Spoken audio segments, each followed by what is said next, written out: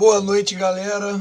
Hoje, dia 26/3/2020, né, iniciaremos aqui mais uma aula de fenômenos de transporte, continuação das aulas anteriores, né, e por motivos de força maior, né, estamos aqui passando esse vídeo para vocês, né, de forma explicativa e dando o link agora no YouTube, ao qual eu vou passar para vocês, né, que vocês já estão assistindo.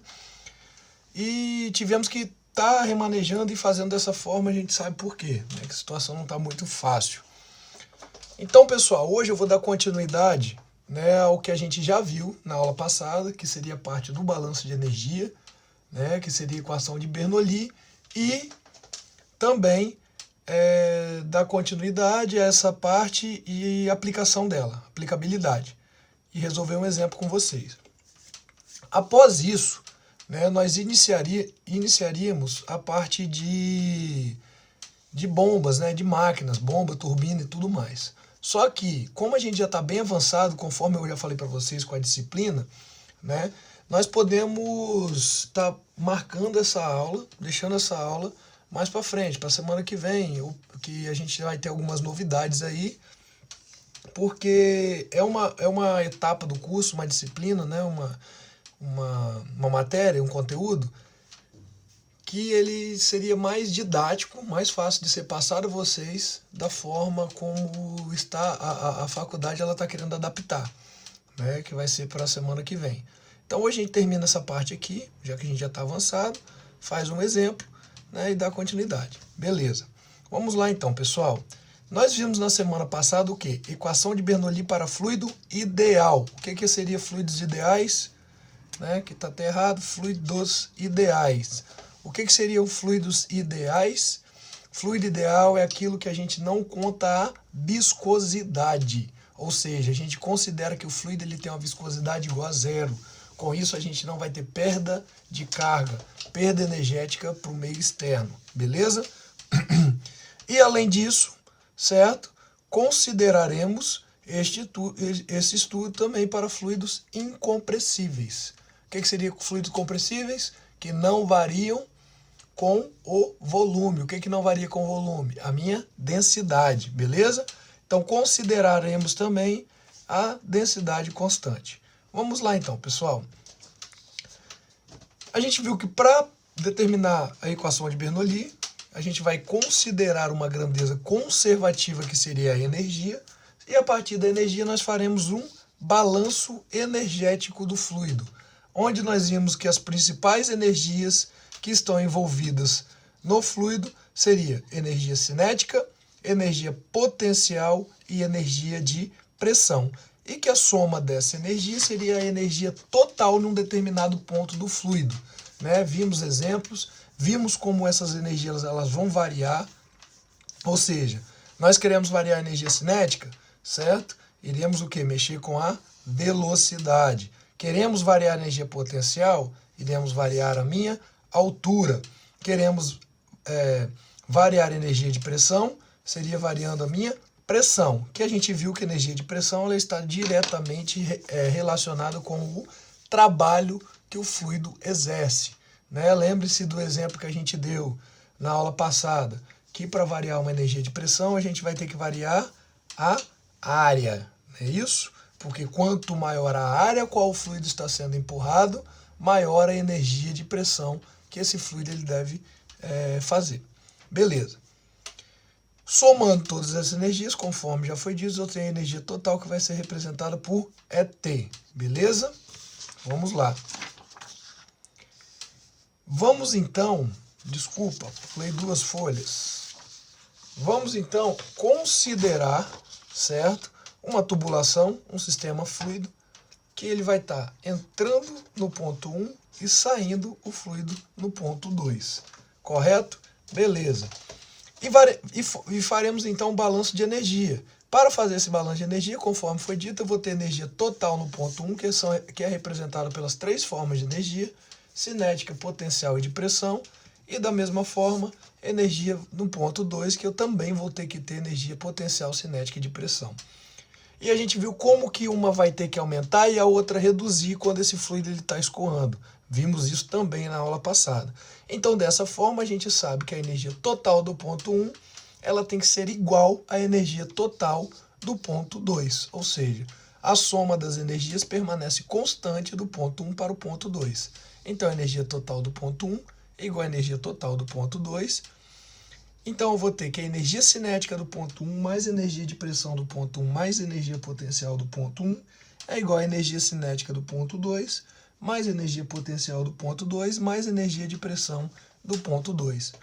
Substituindo pelas devidas equações para cada tipo de energia, então eu tenho que mv1 ao quadrado sobre 2 mais mgh1 mais P1 vezes M sobre ρ é igual a M vezes V2 ao quadrado sobre 2 mais MgH2 mais P2 sobre M sobre ρ. Então, essa é uma equação de Bernoulli considerando um balanço energético. Show? Até aqui, tudo bem, que é o quê? Como se fosse uma pequena revisão do que a gente já viu. Só que, pessoal, esta equação ela é representada a partir de um balanço de energia, certo? Se a gente for multiplicar essas dimensões de cada tipo desses parâmetros aí, nós vamos ter o quê? Um número representado por energia. Ou seja, qual é a forma de representar energia em um determinado parâmetro? Energia por watts e tudo mais. Então, quer dizer, para a gente fazer um balanço, a gente está fazendo um projeto de um escoamento de fluido de um ponto ao outro, é muito difícil a gente mensurar, a gente ter um aparelho que ele meça energia, certo? Ou seja, como que eu vou medir a energia de um ponto que ela vai representar a cinética, como que eu vou medir a energia no outro ponto, que é a energia potencial, e assim por diante. O que a gente pode fazer? Transformar essa forma de balanço energético numa forma de balanço mais fácil da gente levar para a nossa realidade, que seria o quê? Um balanço de carga, que a gente vai ver como que a gente faz. Então, se a gente reescrever a equação em função do peso, nós vamos obter um balanço de carga. O que seria essa carga? Ou seja, carga vai ser representada pela letra H para a gente, beleza? Que vai ser energia sobre peso.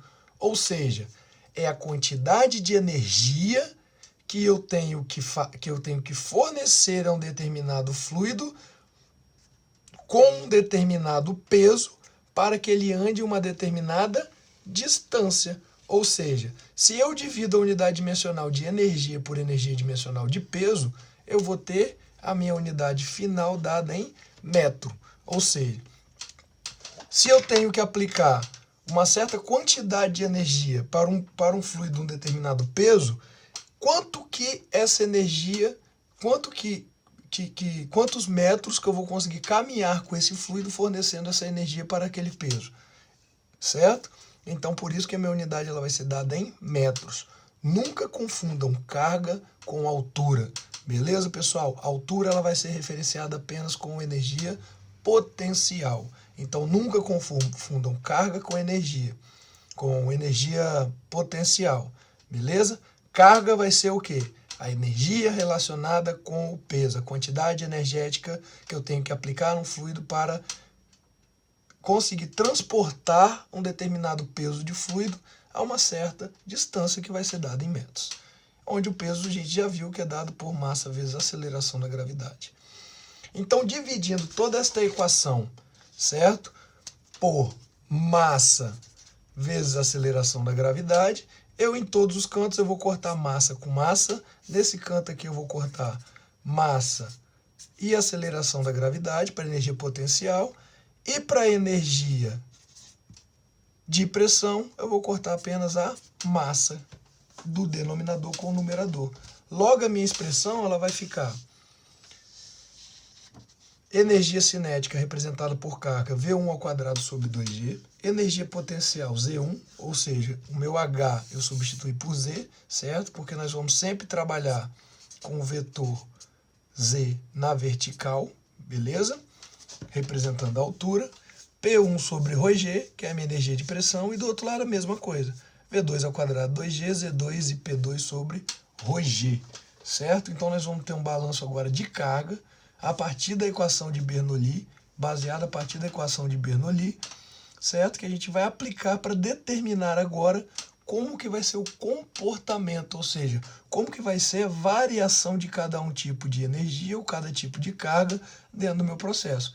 Para que nós vamos utilizar isso? Isso aqui vai ser o passo inicial para a gente estar calculando nosso projeto, né, de uma certa estrutura de tubulação, de uma certa estrutura industrial, que nós temos que balancear para levar uma certa vazão, certo? Ou pressão de fluido de um ponto ao outro. E futuramente, já que isso aqui vai se basear apenas na parte de fluido ideal, nós vamos adicionar algumas outras formas de energia que estão contidas quando eu tenho funcionamento para um fluido real, que seria a presença de uma máquina aqui dentro e seria a presença das perdas de carga, que serão as matérias futuras.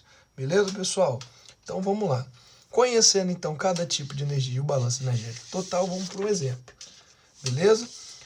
Lembrando que para eu trabalhar com esta forma aqui de equação, da equação de Bernoulli, eu tenho sempre que fazer algumas considerações, ou seja, eu tenho que ter o meu escoamento permanente. O que seria isso? A vazão no ponto 1 tem que ser igual à vazão no ponto 2. O fluido ele tem que ser incompressível, ou seja, ρ tem que ser constante.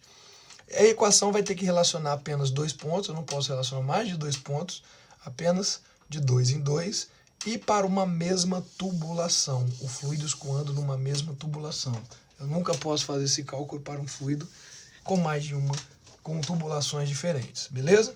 Vamos então para o nosso exemplo da apostila, pessoal. Vamos todo mundo pegar aí a apostila, certo? Na página 5, que foi a apostila dada na aula passada, e resolver este exemplo aqui. Qual seria este exemplo? Vamos lá. Um tubo em U atua como um sifão de água. A curvatura do tubo está a 1 metro da superfície da água.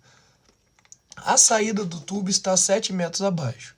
A água sai pela extremidade inferior do sifão como um jato livre para a atmosfera. Determine a velocidade do jato livre e a pressão absoluta mínima da água na curvatura. Vejamos então.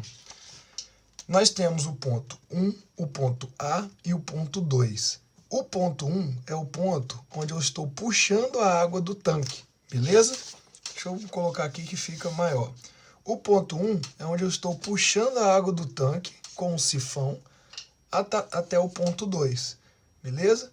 Onde eu tenho a superfície da água, certo? Como meu ponto de referência, base, ou seja, a altura 0. Tem o ponto A, que é o ponto que está acima dessa superfície, e o ponto 2 que está abaixo dessa superfície. E eu pergunto a velocidade no ponto 2, que é a saída do jato, certo? Livre, ou seja, eu vou calcular quando esse fluido ele já estiver em contato com a atmosfera, e vou calcular a pressão neste ponto A, a pressão mínima no ponto A.